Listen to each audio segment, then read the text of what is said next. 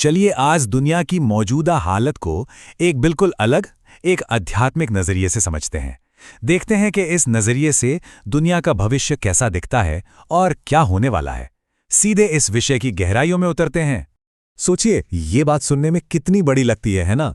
स्रोत का ये शुरुआती वाक्य ही हमें सीधे उस मूल समस्या पर ले आता है जिसे आज हम समझने वाले हैं। पर रुकिए, ये सिर्फ कोई डरावनी भविष्यवाणी नहीं है, बल्कि इसे एक बहुत बड़ी, पहले से तय की हुई योजना का हिस्सा बताया गया है। तो सबसे पहले बात करते हैं इसी विनाश की, पर इसे किसी अचानक होने वाली तबाही की तरह नहीं देखना है, बल्कि एक तयशुदा प्लान के हिस्से के तौर पर देखना है। चलिए पता करते हैं कि इसका असली मतलब क्या है। इस पूरी समझ के केंद्र में है नाटक का कॉन्सेप्ट। इसके हिसाब से दुनिया में जो कुछ भी हो रहा है, यहां तक कि इसका विनाश भी, वो एक पहले से लिखी हुई स्क्रिप्ट का पार्ट है। और इसकी सबसे बड़ी बात यह है कि फिर इसमें किसी का कोई दोष नहीं है। हर कोई तो बस अपना अपना पार्ट प्ले कर रहा है। तो ये बदलाव होगा कैसे? कहते हैं कि प्रकृति इसमें एक बहुत बड़ा रोल प्ले करेगी। भूकंप, बाढ़, अकाल और आग जैसी नेचुरल कैलामिटीज। और सिर्फ इतना ही नहीं, बम जैसी इंसान की बनाई हुई आपदाएं भी इस बदलाव को तेजी देंगी। ऐसा कहा गया है कि प्रकृति अब क्रोधित है। तो इस आने वाले विनाश को देखते हुए एक आध्यात्मिक इंसान को क्या करना चाहिए? सलाह यह है कि अपनी बुद्धि को, अपने मन को इस पुरानी दुनिया से पूरी तरह हटा लो, क्योंकि अब इसकी कीमत एक पैसे की भी नहीं रही। इसे बेहद का संन्यास कहा गया है, मतलब एक टोटल, पूरा का पूरा त्याग। अब एक और मुश्किल सामने आती है। इस गिरते हुए दौर में सही रास्ता दिखाने वाला कौन है? क्योंकि यह माना गया है कि इस वक्त जो आध्यात्मिक मार्गदर्शन मिल रहा है वो अधूरा या भ्रामक है। यहां पर फर्क बिल्कुल साफ है। एक तरफ हैं भक्ति मार्ग के ढेर सारे गुरु जो बाहरी रस्मों और तीर्थ यात्राओं पर जोर देते हैं, और दूसरी तरफ हैं एक सद्गुरु जिन्हें परमपिता और मुक्तिदाता कहा गया है। इस दर्शन के मुताबिक सिर्फ वही हैं जो आत्मा को फिर से पवित्र बना सकते हैं। और सवाल ये है कि आखिर दुनिया इस हाल में पहुंची ही क्यों? इसका जवाब एक बहुत बड़े टाइम साइकिल में छिपा है, जिसे अब हम समझने की कोशिश करेंगे। ये जो वर्ल्ड साइकिल है, ये एक सीढ़ी की तरह है जो नीचे उतर रही है।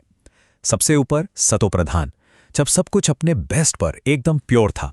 फिर धीरे धीरे दुनिया सतो, फिर रजो और आखिर में तमो अवस्था में आ जाती है, जिसे आज का समय कहा गया है। ये ऊपर से नीचे आने का एक सफर है। तो इस दुनिया को रीसेट करने की जरूरत क्यों पड़ी?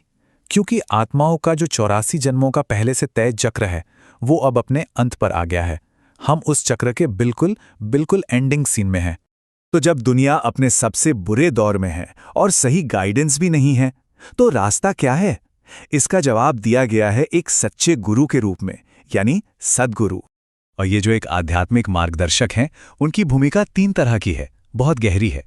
वो एक ही टाइम पर सभी आत्माओं के पिता हैं, सच का ज्ञान देने वाले टीचर हैं और वापस घर ले जाने का रास्ता दिखाने वाले सद्गुरु भी हैं।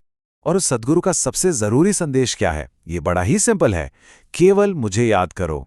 और कहते हैं कि बस इसी एक अभ्यास में, इसी एक याद में सारे पुराने हिसाब किताब, सारे पाप कट जाते हैं। तो चलिए अब उस खास आध्यात्मिक प्रैक्टिस या पढ़ाई के बारे में बात करते हैं जिसका पालन करने के लिए कहा गया है। ये प्रैक्टिस बस 3 सिंपल स्टेप्स पर टिकी है। पहला, इस शरीर के एहसास से परे जाना, मतलब मैं ये बॉडी नहीं हूं।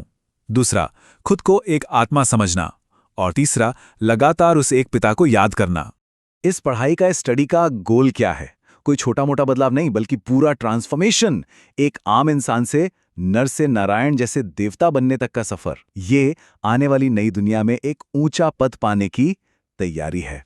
तो अब आते हैं इस कहानी के सबसे आशावादी हिस्से पर। इस रास्ते पर चलने का इनाम क्या है? आखिर में मिलेगा क्या? और ये इनाम बिल्कुल स्पेसिफिक हैं। जो लोग इस रास्ते पर कामयाबी से चलते हैं, उन्हें आने वाली नई दुनिया में पूरे 21 जन्मों तक सुख, शांति और समृद्धि की विरासत का वादा किया गया है। तो आखिर में होगा ये कि ये पुरानी पतित दुनिया खत्म हो जाएगी और इसकी जगह एक नई बेशकीमती दुनिया आएगी, जिसे सतयुग या गोल्डन एज कहा गया है, जो हर तरह से अनमोल होगी। हम इस पूरी चर्चा को इसी एक गहरे सवाल के साथ खत्म करते हैं। अगर 84 जन्मों का ये चक्र वाकई पूरा हो गया है, तो फिर आगे क्या? ये एक ऐसा सवाल है जो हमें समय के पहिए और हर आत्मा के अनंत सफर के बारे में बहुत गहराई से सोचने पर मजबूर करता है।